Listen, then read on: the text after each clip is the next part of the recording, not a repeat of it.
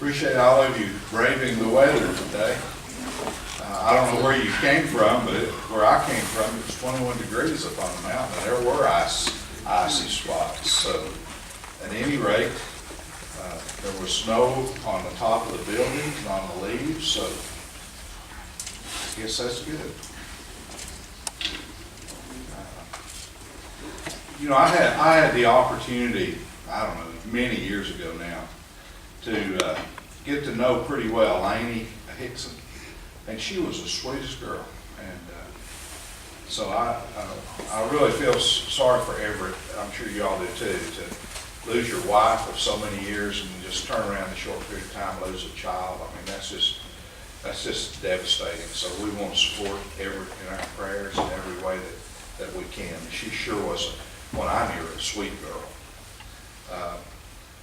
And Carol and I used to do consulting stuff at Erlanger. And at one point I was on some kind of a group and we met, your son was on that. He was really a fine man. And I think that's a great honor for him to have gotten that. So we're happy about that. Tell Jim we miss her. She said she'd been carrying a heavy load all these years. I don't know what she was referring to, but anyway. It wasn't children. Yeah. Old Jim's getting a little behind. I could stand some of that myself.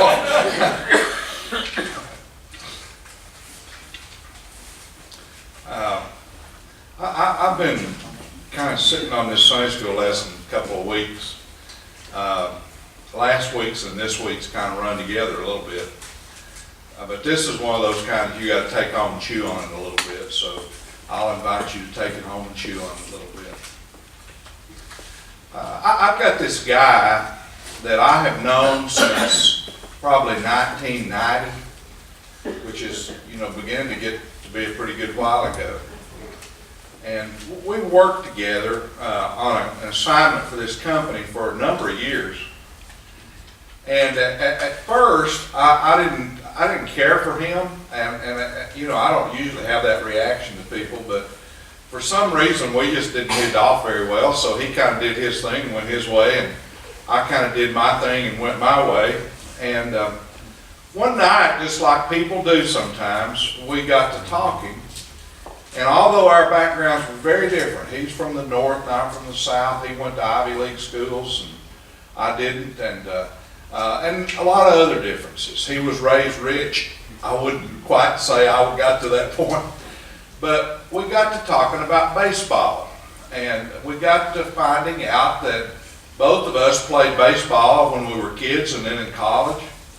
And we got to talking, and when there were double headers, we both got to catch the second game, but the rest of the time we always played left field. And so we began to find out that we had a number of things in common relating to baseball. And as it finally turned out, as it does so often if we give people a chance, we got to become pretty friendly and have sustained that friendship across these years.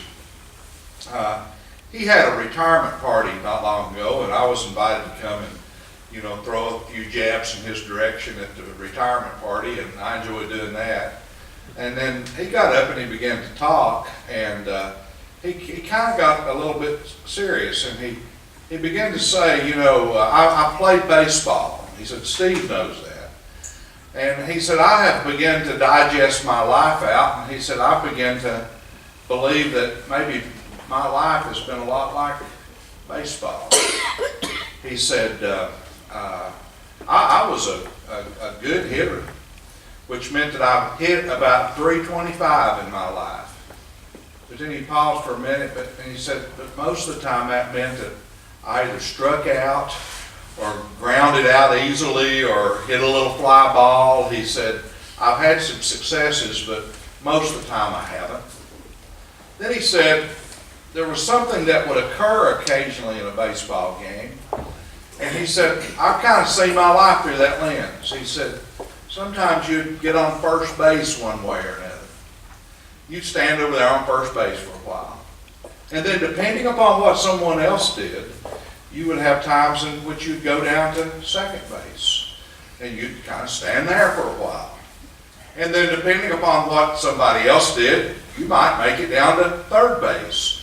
And then you'd stand there for a while. And then sometimes, depending upon what somebody else did, you might even make it across home plate and register a run. He said, you know, that's kind of the way life seems to me. He said, sometimes you'll make it to one place, you just kind of wait around there for a while, depending upon somebody else to do something, and then you'll go somewhere else, and you'll go somewhere else, and you'll go somewhere else. He said, that's the way my life has kind of been. And he said, this business thing's been kind of the same way. He said, occasionally I've made a sale, and occasionally I've given a speech and gotten paid for it. But he said, if I stand up here and I'm honest with you people, the biggest decision that I made on a day-to-day basis was me and 3 or 4 of my peers deciding where we were going to have lunch that day. He said that was the biggest decision of my life. And he said, let me go back to baseball for a minute. He said, I remember exactly what it was like to play left field. He said, occasionally you'd get a pop fly and you'd catch it and the guy'd be out. Occasionally you'd get a line drive, but by the time it got to you, it slowed down and you just kind of ran over there and picked it up and threw it into second base. He said, I can't tell you the number of games that I played out there in left field, and the ball never even came close to coming my way. And he went on. And then you could begin to understand, if you knew him well, why he was kind of suffering from depression and how life hadn't really and truly added up to all that much from him. And now you worried about what he was going to do in quote-unquote retirement, because in a lot of ways he'd been retired for a very, very, very long time. Going around the bases, waiting on somebody else to do something, and then maybe you'd move up occasionally. Sitting around in the outfield waiting, for a ball to come your way. Most of the time it didn't. And about all you could say you'd done that, but it was just kind of work on your tan. I went away from that quote-unquote party feeling a little bit disturbed and a little bit worried and a little bit sad for my friend. Just standing on the base, waiting on somebody else to do something, and maybe he would advance. I began to think that sometimes if we're not careful, that life can become a series of disconnected events. A series of disconnected events. And I think all of us do that. But sometimes that just becomes the way that our lives are lived.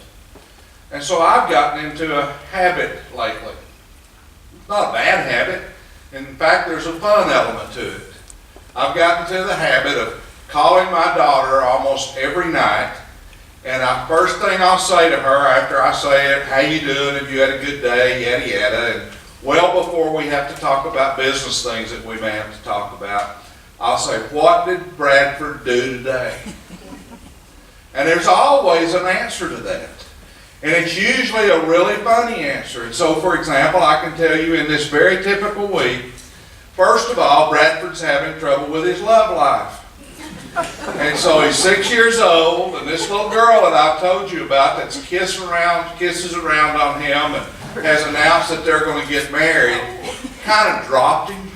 And Billy, I hate to say this with you in the room, but she dropped him for this boy that wears Auburn stuff all the time. I don't know, but at any rate, you probably understand that. But the news is not all bad, because there's another little girl that was right there in the wings named Vivian.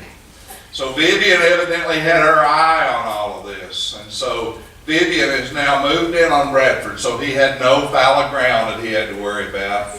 And so he came home and he said, Mama, something happened at school today. And of course, Meredith, she's a good mother. She draws that out. She really gets down in his face and wants to listen. And she said, what happened at school today, Bradford? And Bradford said, well, Vivian came up to me and said, Bradford, I love you. And Meredith's a good mother, so she drew that out. So she said, well, Bradford, what did you tell her back? And Bradford says, well, Mama, you've always told me to tell the truth. And he said, I'm not sure I'm really ready to be telling Vivian I love her yet. But said, just so I didn't hurt her feelings, I told her I loved her too, but I had my hand behind my back and my fingers crossed. Maybe some of you all have done that. You've had your hands behind your back with your fingers crossed. And then Bradford, so see, there's an event. That was fun. That was cute. I liked that. That made my day. So then Friday, Bradford comes home and he says, Mama, he says, we don't go to school on Monday. And Meredith again, drawing him out, says, well, Bradford, why don't you have to go to school on Monday? And then Bradford explains. He said, a long, long time ago, brown-skinned people and white-skinned people didn't go to school together. And the brown-skinned people didn't have very good schools, and white-skinned people did, and that wasn't fair. And so there was this guy. He had a dream, and he fixed everything. And then they shot him dead. And then, God bless her, Meredith got on the internet and showed Bradford some pictures of Martin Luther King Jr. and when he was given that I Had a Dream speech. And of course, Bradford, who's all the time watching all these karate movies and all these mega monster movies, said, Mama, I'd really like to see the video of when he got shot. So, what can you do? So, I listened to that, and that was entertaining, and that kind of made my day. But I think those fall under the category of a series of disconnected events. Because you see, if I tried to think back and remember all the things Bradford said, I've forgotten more than I remember. That's what we do with series of disconnected events. I keep telling Meredith to write this stuff down every day so we can pull it out and remember it. And she says, when am I going to have time with this boy to write this stuff down every day?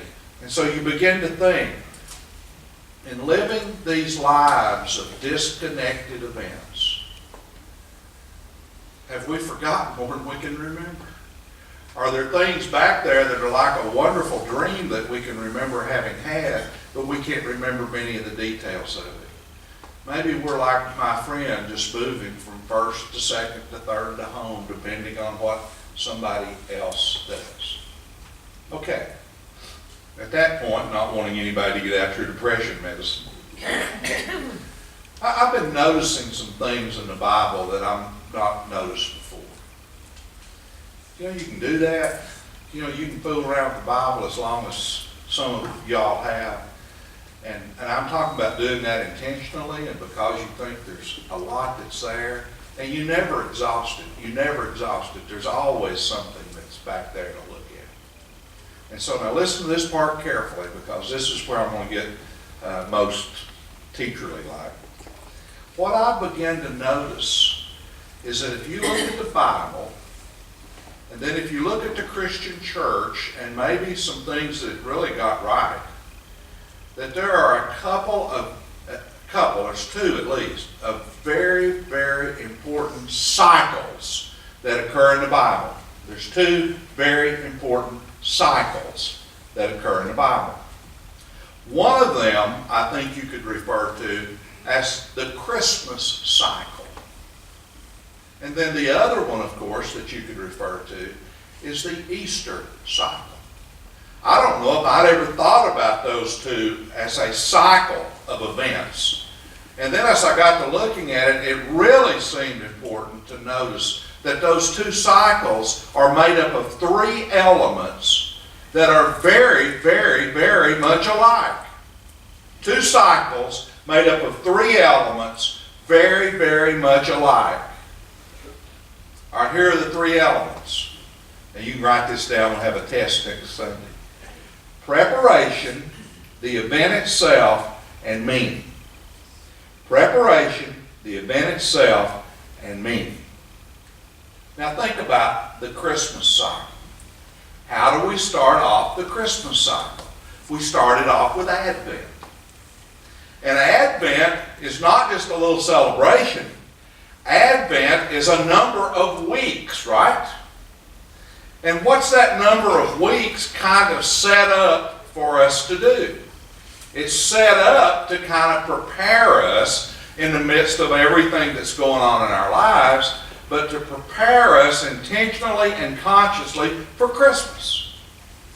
Okay? Preparation. And then there's the event itself. And Christmas morning comes, and we open our presents, and there's the nativity sitting in the corner. Christmas comes, and we eat our big meals, and there's the nativity sitting in the corner. Christmas comes, and we're cleaning up to put stuff away, and there's the nativity sitting in the corner. In other words, in spite of everything that we do in the event of Christmas, we really do have close evidence and close continuity with the fact that in this event that we're celebrating, that Jesus Christ is born, the event. And then there's meaning that is drawn from that. And that meaning can be expressed in a number of ways, but it's certainly expressed in those words, God so loved the world that he gave his only Son that we might have eternal life. You see the cycle? Preparation, Advent. The event itself, Christmas. The meaning that's derived from that. God loved the world enough to send his Son. It's interesting that the greatest amount of time in that cycle, although meanings can last forever, but the greatest amount of time in that cycle is spent in preparation. And so you don't have a series of disconnected events. You have a very unique cycle of events that are intimately tied together in a powerful way. All right? That's the Christmas cycle. All right, now move to the Easter cycle, and you'll see what I noticed, because it's the same thing. First of all, there's preparation. What do we call preparation? Lent. And Lent's not just a momentary little time. Lent is a protracted period of time that's designed to what? Designed to prepare us for Easter and to allow us to get as much meaning, as much depth, and as much experience out of Easter as we possibly can. And so clearly in the Easter cycle, there is Lent, preparation. And then there's the event itself, the crucifixion and the resurrection. And we see that all around us in all of the celebrations we do on the day of Easter. We see that all around us in all the iconography and all the graphic displays and all of the different things that are in our world that are there at the moment of the celebration of the event. And then if you follow the logic of the Bible, then there's meaning. And while that meaning can be expressed in many ways, that meaning is clearly, he is not here. He is risen. Come see the place where the Lord lay. And suddenly we understand that there's all kinds of additional potential that's there in our lives. Okay, now put my two parts together. And we understand, and it doesn't make anybody bad, that we do live lives that are a series of disconnected events. We do live lives that are kind of wandering around the basis of life, depending a lot on what other people are doing. We do live lives in which we make an amazing catch in the outfield and everybody applauds. But we also live lives in which we may play a whole week of games and a ball never comes to us. Wouldn't it be smarter, or wouldn't it be better, if we looked at life in this more biblical way, or we looked at life in this more cyclical way? Wouldn't it be better if we looked at life in times of preparation, where we're in conscious and intentional prayer and reflection and contemplation and study and worship. And maybe that allows us to even experience and recognize the event when it occurs.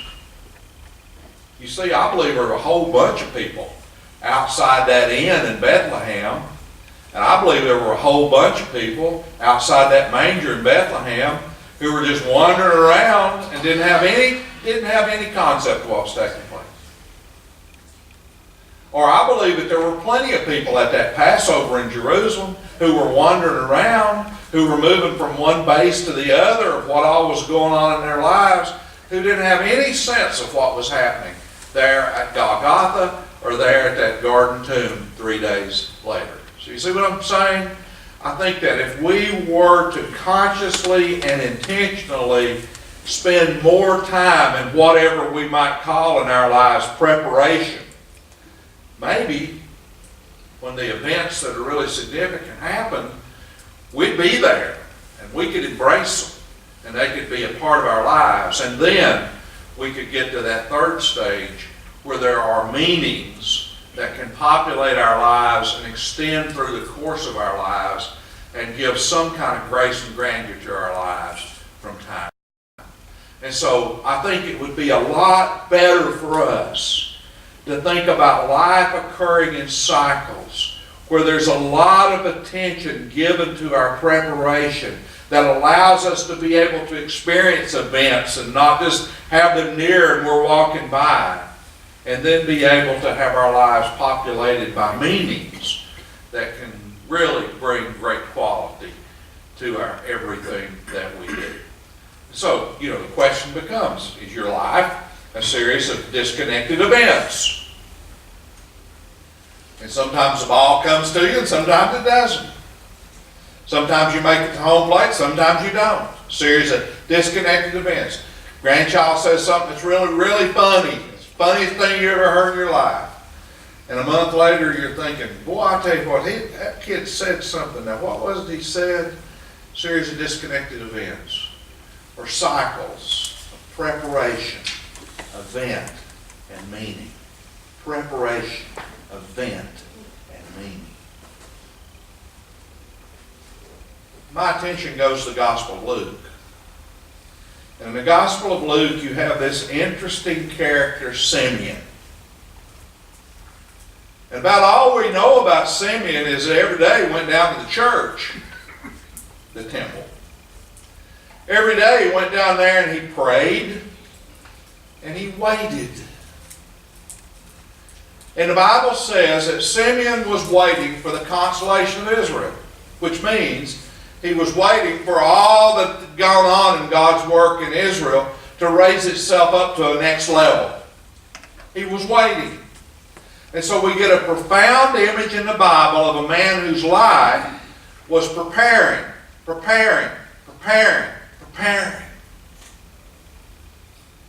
Then the event comes. And the event is a simple enough one, but you never know when a simple enough event will just be filled with all kinds of stuff. And Mary and Joseph show up to have Jesus circumcised, which happened every day at that temple, and happened every day in the world of Judaism. And the minute that they walk in, it's like Simeon almost elevates. Simeon has prepared himself, and the event takes place. And now Simeon says, this is it. God has rewarded me. Now I can die. And not die like my friend articulating his movement through the bases of life in a depressive way, but die in a way where he's celebrating that all that he'd looked for and wished for and hoped for, all he'd prepared for, had taken place. The contemporary or near contemporary example of that is Henry David Thoreau. And so Thoreau was a busy guy like you and me. He was a guy that people depended upon. He was a pencil maker, which was a big deal in his world.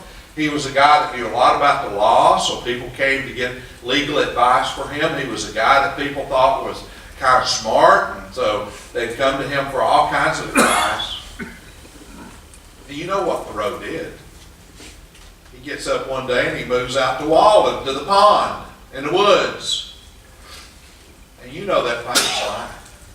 Thoreau says, I went to the woods to live more deliberately, so that when I came to die, I wouldn't feel that I'd missed out on living. See what he did? He got off the bases and he lived deliberately. He got off the bases and he lived a life of preparation. And he dreamed at Walden, and he contemplated at Walden, and he watched the movement of the clouds and the stars at Walden.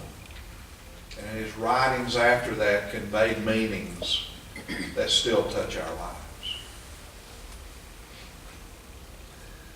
One of my favorite singers is a guy named Townes Van Zandt.